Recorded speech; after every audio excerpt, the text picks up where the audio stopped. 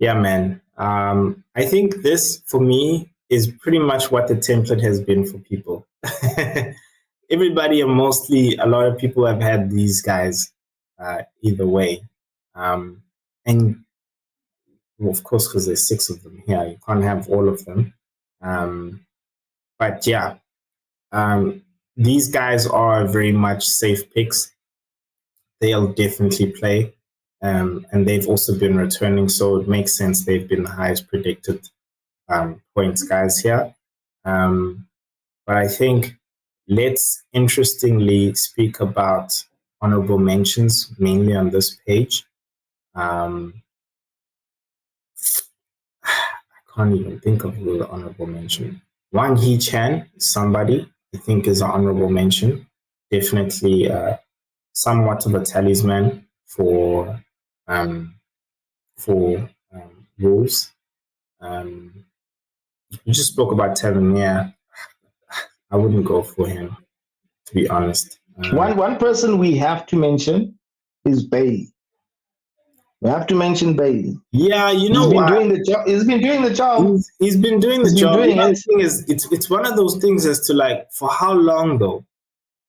You know, for how long? But because for Aston Villa, but if you think about it, in the beginning, Diaby was doing the job if Watkins was, right? Then Diaby sort of like fell, out of form. Then Bailey stepped in. Now he's doing the job, And if I'm not mistaken, in the Arsenal game, he came off injured.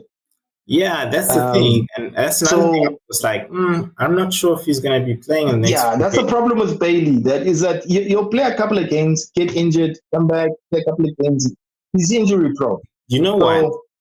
You know who actually I would mention from Aston Villa? It's McGinn, and not because he scored, but I think his goal involvement is high, and his goal threat as well is high. Like, I think he's really involved in those goals. Sometimes he is that third pass before the actual assist. But other than that, he's making those runs. He's in and around there. I would also advocate for Douglas Luiz because he's on those set pieces and stuff. But he's not going to be playing in the next game because of suspension. But I would advocate for McGinn. I think his goal threat and involvement is very high. So that's somebody I would also go for from Aston Villa. What do you think of Lo Celso and Richarlison and Kulusevski? Spurs. You know what? It's just that now that Richarlison is back, it's kind of difficult now to sort of like predict because with Richarlison he has patches, so you never really know. You don't know if he's going or if he's just staying. Yeah, and sometimes like he misses easy. He's almost like a Darwin Núñez type of guy. When he's good, he's good. When he's not, it's like it's bad, bro. It's bad. So, but I think with Richarlison, while the wagon is still hot, while it's he's in top form, jump on it. He scored 2 goals against Newcastle. It definitely means the next game is going to start. And I feel like if they're going to be playing at home, I don't know if the next game is at home. I think they're playing away. Playing away. But even still, he could still do the job. He can still do the job. But obviously, the obvious people from Spurs are Son, because Son is pretty much he's on pins. He's not on set pieces anymore. But he's so highly involved in the attack. So it's pretty much, if you're going to pick somebody from Spurs, try and get Son. If not, Lo Celso for me, look, he was benched today. which Yeah. is so I only it's a mention him no go. because he plays that number 10 role, which, if he's having a good game, Yeah. Spurs So game, yeah. I mean, even what's his name? That redhead dude with the freckles. What's his name? Kulusevski. Kulusevski. Kulusevski. Yeah, yeah, that ginger guy. This is that guy. No, man, that Nah, I guy. I also don't know don't why, but know. No, he's just like he does literally, these things on he's the only wing showed and up then for one game, which is the yeah, Man City bro, and game. then he And just that's doesn't it. pitch, bro. So, Um, no, bro. you know what? You know who's the So, honorable mention? You know who's the honorable mention? It's Kudus. I think we have to mention him. He's put his hand up at least. Yes, yeah, he fine. did, but he's playing for West Ham. Look what happened today. Before the game, did you seriously No, think no, that they would get no, thrashed 5-0 no, by Fulham? no, 5-0. What sort of nonsense is that? no. That was It's like when that I saw was. the scoreline, I saw the like scoreline as well. I was like, what? I was like, no ways. Did they have a red card or anything like that? No, No, nothing of the sort. no. Were there Like any I was injured like, players that were really highly influential? I mean, no, bro, Ariel is not you highly can't even. influential, but Yeah, so you can't really say that. you know, It doesn't make sense. even Tony is Like not really highly influential. But Bowen was there, Tony was so there, Kudus was there, Poqueta was there. they've played many games without Antonio. They're used to that. So Yeah, but I oh my don't God. understand. And you know what? I don't understand. But what you're saying is also the reason why I don't go for like one heat channel and stuff. It's like I plays for Wolves, you know. Yeah, fine. He plays for West Ham, but I mean, I feel like if Bowen doesn't put up his hand, then Kudus will put up his hand. So No that's one what I'm does. saying. Yeah, I'm saying That's why I also don't go for for Chang as well. Is what? Who else is there to support him?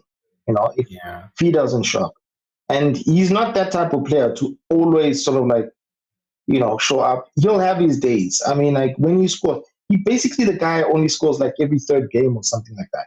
You know, um, and when he does score, it's like it's never the same person who assists him. It's always different people. So you can't really rely on the people around him to help him out. That's the problem with Wolves, and that's why I don't really go there. Yes, they'll get you points, but if you were to get injured, then what? There's nobody else at Wolves, pretty much. I mean, yeah, before there was Neto. Yeah, he's injured now, but yeah, and besides, even so, I mean, with Wolves, I think most of the wins probably come at home. You know, yeah, no, definitely, actually half of them actually, yeah, probably most of them anyway. which But is what. anyway, yeah. So yeah, it's difficult. It's difficult to actually look at midfielders beyond these guys.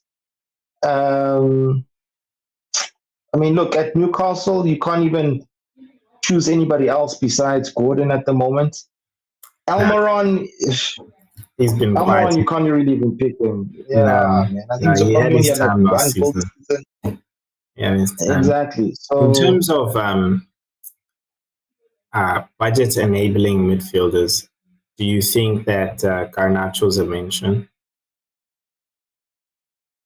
Because Cole Palmer's like look, the currently guy we all. he's yeah, he's getting more game time than Rashford, Yeah, that's but what I'm it does saying. not necessarily mean that he's going to get 2 points. Points. But as you said, budget enabling. Yeah. How much is he, by the way? Is he 4.8,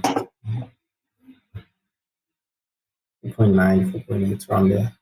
yeah, 4.8. So that's not bad for somebody who plays every game. Okay, almost every game. And who's Um, attacking? That's the thing. yeah. I mean, I think this season he's probably got like 2 goals or What so. about Man United's most informed player, Fred McTominay? Our top goal scorer. Our top goal scorer, man.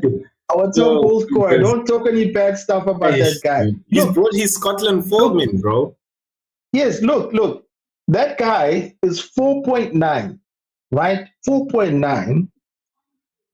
If you want a budget enabling midfielder, there you go. The guy has got 5 goals.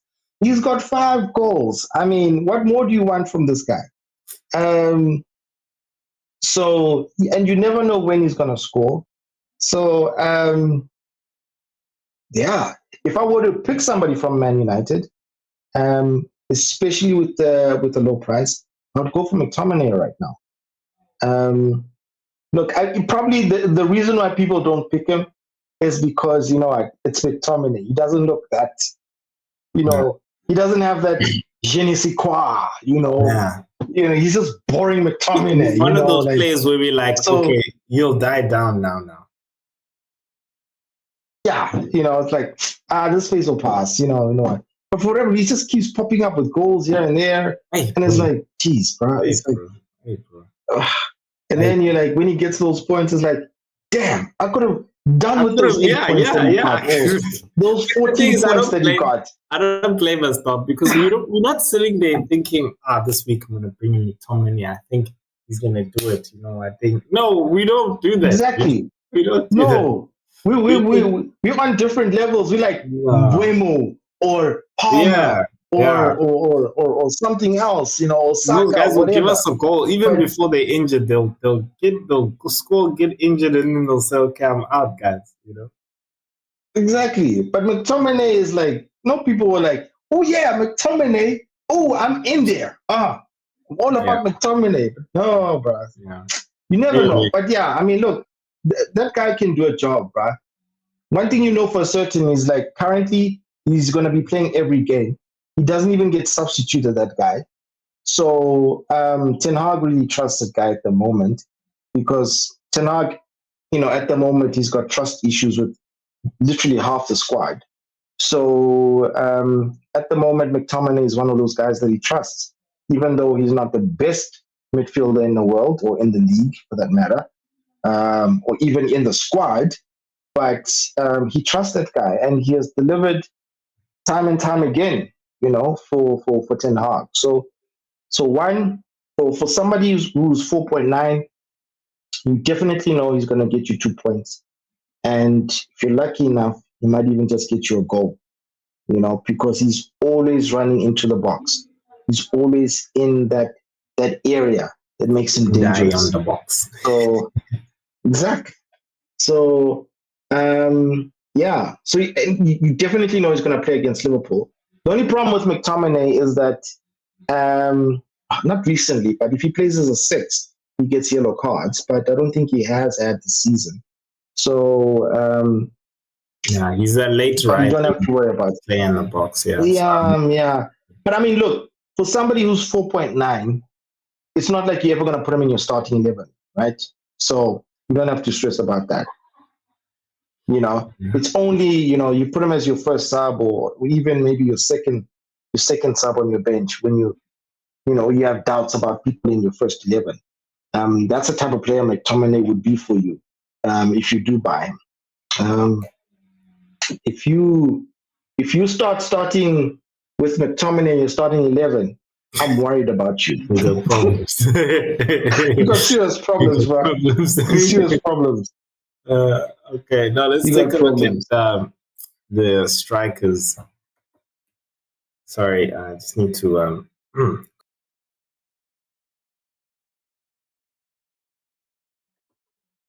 I am still alive, guys. I'm still alive.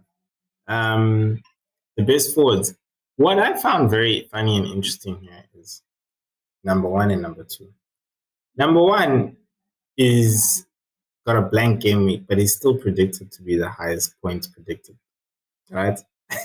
With 1 less game week between game week 17 and number 2 highest game predicted points is Nicholas Jackson. Dog, come on. That's a lie.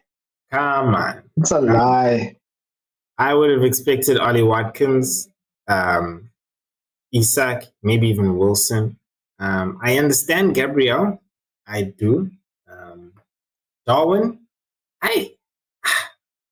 It depends if he has his game. Hey, bro, there's love for Darwin. I'm telling you, there's love for Darwin. It's Darwin both, bro. Don't be a hater, man. Just don't be a Look, for hater. me, for Come me, when it on. comes to the striking, I think safe options. To be honest, when it comes to people who will play, I think you are looking at Ollie Watkins. Right now as well, I'm really not even sure Erling Haaland is safe. Eh? I really am not. I'm in the next game being Crystal Palace, one more game before they go off. I honestly feel like Pep is just like resting him. I'm just being like, nah, chill, dog. I actually want to win that other cup. Yeah, but I mean, even in the Champions League game during the week, I don't think they'll. I mean, even if it's sort of fine, they won't risk him. The Champions And League this I week, doubt. or Yeah, no, is it's this week. when is the cup done? When is the Isn't there another cup game? Well, the World Cup. No, not World The Cup. World Cup. League Cup, the Carabao Cup. Oh, geez, I don't know. Right? Yeah, but no, I'm you're really right. not sure. There is what's this? There is Champions League. I know that, but I know there's also going to be another midweek game where it's actually. I think it's the following week. I think it's the Week. following week. Yeah. Yeah. So yeah, I honestly think Ollie Watkins and Gabriel. I don't think Nicholas Jackson. I actually don't think weirdly Haaland, and I don't think Isak or Darwin. Isak or Darwin are safe choices. I don't feel like those strikers will play. This, I think, is a good time to mention Solanke as being a good option. Um, an option that you guys can actually go with. The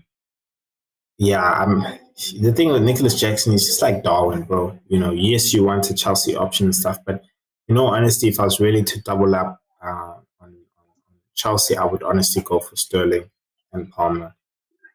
I wouldn't look anywhere else there. I'd go for Sterling and Palmer. I feel like out of these guys, other honorable mentions, Solanke, bro. I can't think of anybody else. I think Cunha, nah. Only now because I don't feel like he's got good coming fixtures. I don't feel like his fixtures coming up are good. I think Fulham's got some fixtures. Nah. yeah, look, bro. there aren't that many strikers available. I mean, look, I think the obvious one that you could go for is, I think because of what's the situation with Haaland, is probably Alvarez. Yeah. Look, he had an assist today.